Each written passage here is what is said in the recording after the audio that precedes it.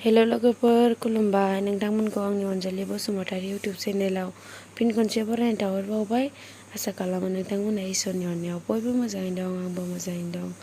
लोगोफोर, आलासि गोदान जाहैनायनि मेहेन्दि आखिबाय आरोना।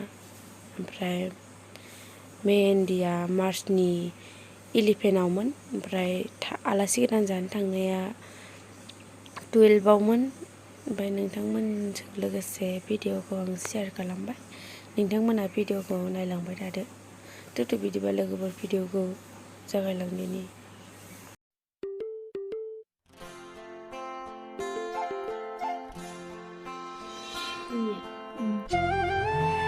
दिनै मोनायाव थांदो जों, दाखालि थांदो, साननै जाबाय आरो आङो दिनै थाङा होननानैनो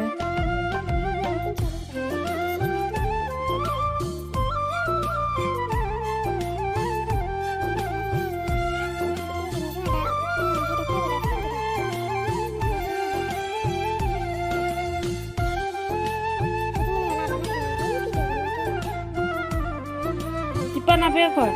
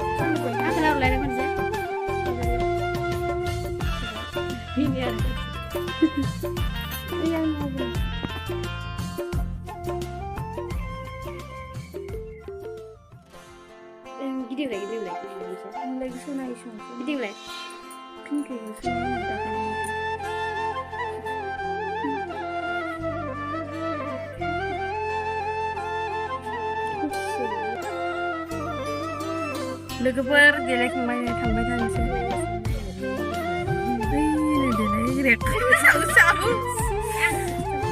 आलासि गोदान जानो थांदों आग्रांगुरि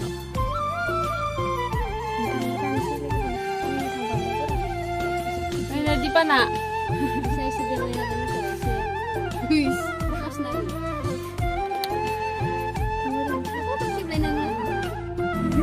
guys logoper दायो जोङो थांबाय थानोसै आरोना देलायनायखौ माबायदि नुदों नोंथांमोना कमेन्ट्सआव खोन्थाहरबानो जाबाय आरो देलायखांबाय दायो जों थांबाय थानोसै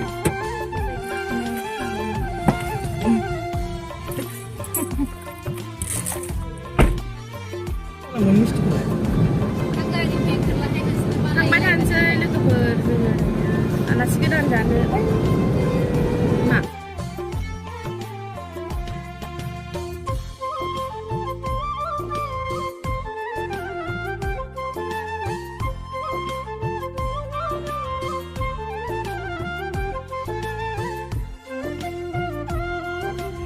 आथुरजोनो ओमफ्राय हिन्जाव गोदानखौ जेबो भिडिअ खालामनानै मोनदियाबा गारियाव सोनानै ओरैसो लांबाय स्रां स्रां माने सिगांखौनो नुनाय नंला आरो माबायदि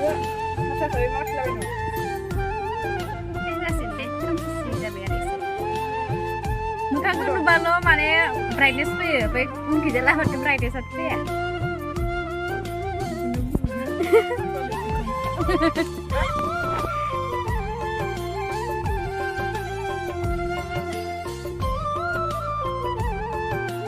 लोगोफोर भिडिअखौ नायनानै मोजां मोनदोंबा लाइक साबस्क्राइब शेयार कमेन्ट खालामनो दाबाव लोगोफोर